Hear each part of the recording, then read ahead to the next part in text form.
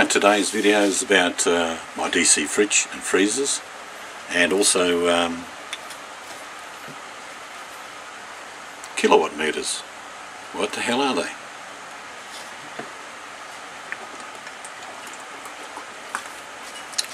Well, I'll show you.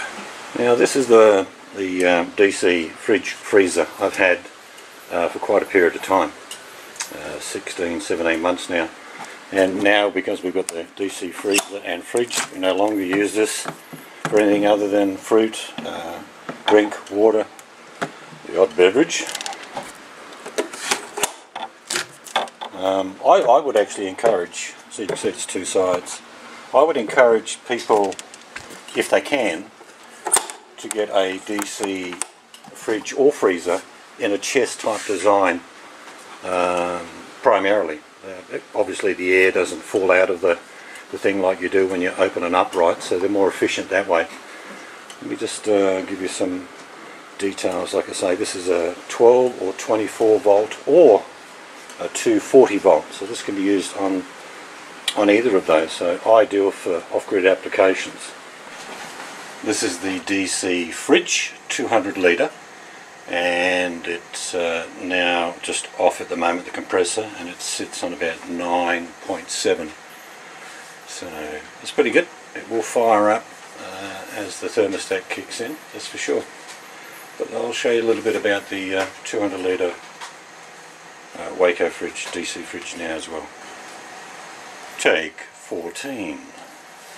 Alright, the DC fridge just kicked in after I turned the camera off, and it jumped about 90 watts initially when the thermostat kicked in, and it's obviously now just going through its cycle. Generally you'll see it start off about 90, actually even a bit lower, but like I say, today's temperature is about 30 odd degrees, and ambient temperature has an effect on the efficiency of how a fridge runs. Of course, the hotter it is, the more work it has to do, but you'll notice that it's just going through its cycle. It's now coming down.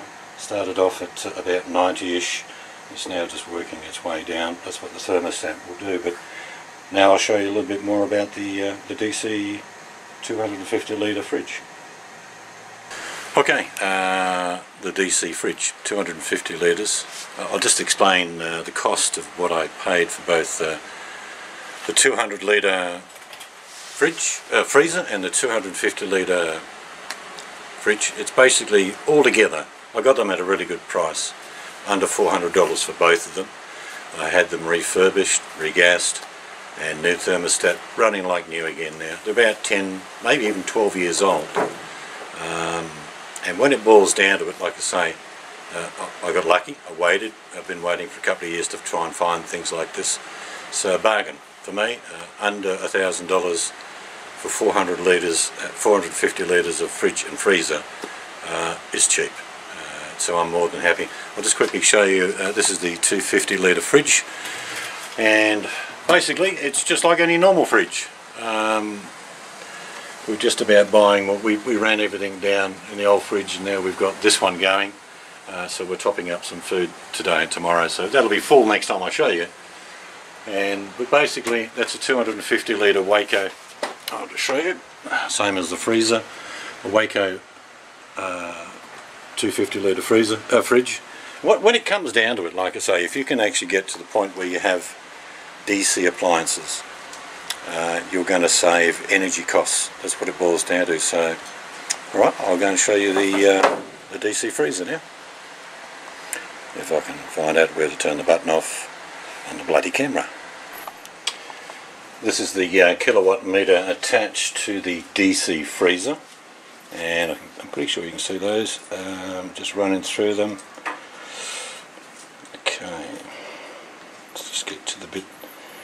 The lowest, it's quite hot here, so the ambient temperature is 30 degrees, so this fridge has been running on and off nearly all the time for this hour, but basically it runs about 40 minutes out of the 60, so about 2/3 of the time for the freezer.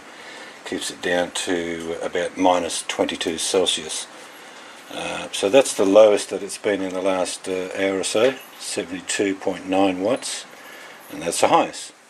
74.9. So pretty much the same, around the 74 watts it's drawing per hour. So that's pretty good.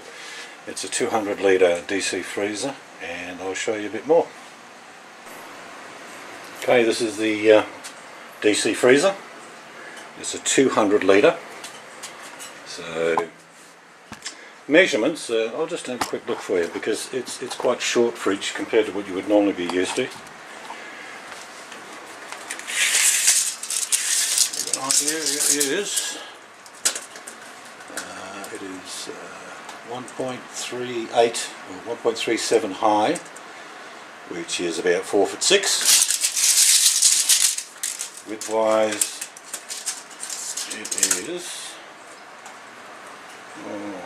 500 millimetre, so that's about not quite 1.8 inches, 1 foot 8 inches in width, and in depth it is about 550, and that's about 1 foot 10 inches. So not a big fridge by any means, but sorry, freezer.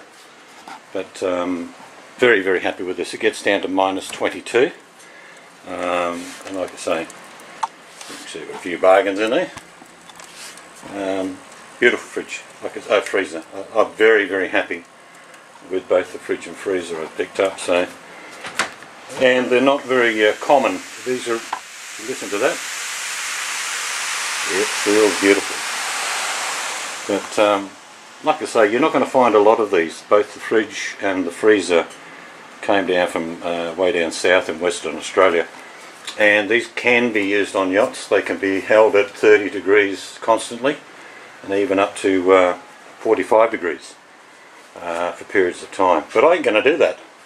They're now just going to be the use that we have for our DC operations here. So very happy. If you can get into DC fridge or freezer appliances, and particularly if you're going to be heading off grid, you're going to save a lot of money and a lot of energy compared to using AC appliances. So, okay, I've shown you the DC fridge and the DC freezer that I recently got, and I showed you on the kilowatt meter what the readings were. Just reiterating, this little device, it's called a kilowatt meter, maybe called something different. All it really does is manage to measure the energy you're using. So I'd even encourage people on the grid to get one of these. You know, you sit there and you get your electricity bill and you think, my goodness, look at that. I had friends recently around, and I kid you not, the guy's got a big house on a small property. He's got power to the sheds, and you know, you name it, he uses a fair bit, and there's about 5 people who live there. His 2 monthly bill is over $950. Unbelievable. And I had an electrician come round, and he wanted to know a little bit about solar. He knows everything about AC, but knew nothing about DC. So we spent some time together. Now his bill is just him and his son that lives at home, $450 for 2 months. It's getting to the stage, it's that electricity for some people is seriously becoming a luxury. Like, you know, do I buy food or do I pay my electricity bill? It's not good. So, but anyway, getting back to this kilowatt meter, all you do is you get your, say you're at home, and I'm talking to people on grid now who may be thinking of wanting to go off grid. Well, what you can do is you can go to your, say you pull your plug out of the wall for your fridge, is a good example. You put this in the wall, okay, you then put the plug of the fridge back into this device, and then the readings will start showing up. And you can do a trial over a whole day, and it will record what it uses in 24 hours. But you can even do it just over an hour or a couple of hours to get an understanding of what power you're using. Why am I bothering to tell you that? Well, a lot of people do not understand how much energy a fridge uses, or how much energy a heater uses, like an electric heater, or even an electric kettle, and the list could go on and on and on. But by using one of these devices, you can actually work out how much of these appliances, that the power they're using. Now, why is that important? Well, if you're thinking of going off grid, probably the first thing you need to look at is your consumption now. What are my appliances and what I normally use now? Like, give you a good example, if you've got a 200 watt big screen telly. Well, that'll use about, and I'm only going on the size that I know, it's about a 48, 49 inch. It's about 200 watts per hour. Alright, so you've got 200 watts per hour. How many hours of the day do you watch television? Let's say 10, I'm only guessing. Some people seem to have their television on all the time. But if you've got it on for that length of period, you've used 2,000 kilowatts. So you understand the reason why I'm saying something like this can be a good learning curve for people who are thinking of going off grid. You know, there's no point asking the question, how many panels do I need, or how many kilowatts? Do I need 5,000? Do I need 2,000? You need to start at the back end, and with something like this, knowing your own habits of what you use and the usage that you actually draw upon grid power now, it'll give you a very good indication as how much power you will need to supply. I won't go through all the details like what is a fridge and a telly and all that. If you get one of these kilowatt devices, you may in fact end up changing your appliances before you go off grid, as I've shown you the DC fridges. My 240 volt fridge was a big fridge. It used something like about 800 watts at startup, and then would go down to about 350, 360 and turn off. But on average I've used a kilowatt on the old one, and it shows that it's about 250 to 300 watts an hour. Now 24 hours at that is an enormous amount. It's 150 or something, 160 watt amps, and that's what you'd need in a battery bank just to run a fridge. The biggest killers in everyone's home are going to be, in Australia it's air conditioners, hot water systems. I've got a friend in Louisiana who recently told me at startup, at one of these, 6,000 to 7,000 watts. It's like a big kettle, an electric hot water system that just keeps turning off with the thermostat and turning on with the thermostat, and yet you may just do the dishes with a bit of hot water and you may have a shower. So for 24 hours, that massive big hot water system, electric one, is turning on and turning off. You might as well just open your wallet and tear up notes. So what is the answer? Well, for people on grid, if you're thinking about going off grid or minimising, I don't even really like the words in itself, off grid, because if on grid was so good, no one would go off grid. So it's a terminology, to say, well, I'm over here now, I'm off grid. Otherwise I'm not paying the electricity amount, I'm not paying for my water, and I grow most of my own food. So that way, people use those words. But in fact, it's just a better lifestyle that you're after. It's not a magic wand. You can't, I would never encourage anyone to go from on grid today to be fully off grid tomorrow. You can't do it. You need to have some knowledge, you need to ask people questions, you need to go through the process of understanding. If you don't know anything about solar and you're guessing all the time, it's going to cost you money, believe me. You'll blow something, you'll forget to put fuses in or breakers or an earth wire or that. So if you don't know any of that, just ask people who do. Don't guess. Alright, if you're going to start guessing, it's going to cost you money. You're even better off paying someone that knows about DC power to come to your home. If you're serious about getting solar panels and a battery bank, what inverter do I need? Do I need more than one inverter?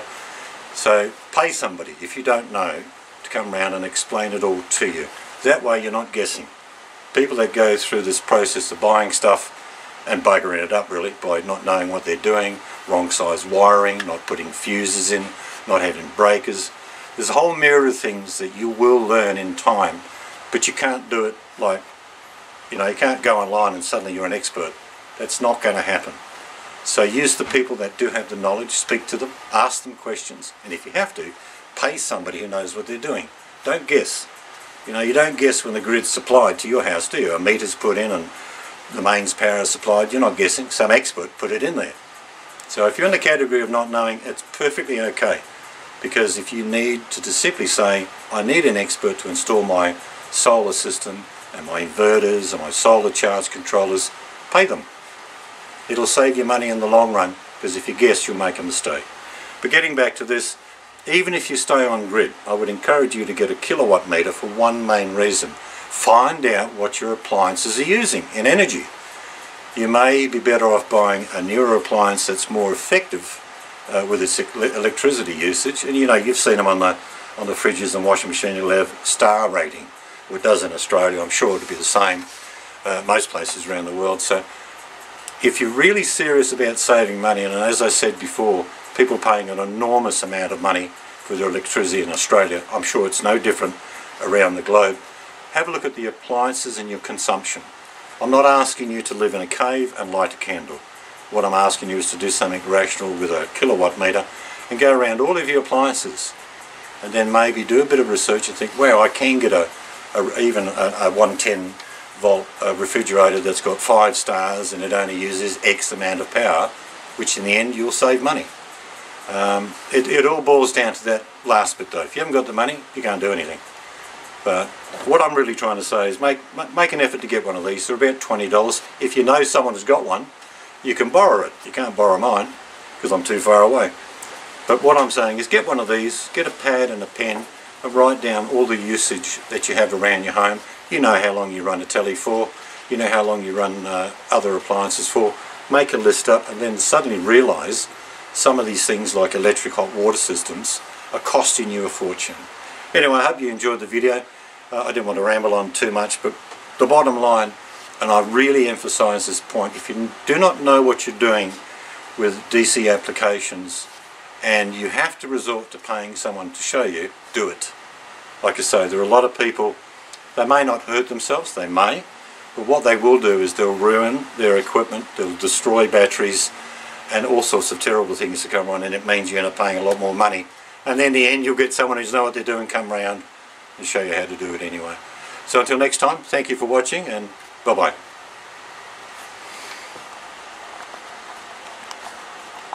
If I can turn off the camera, I can go.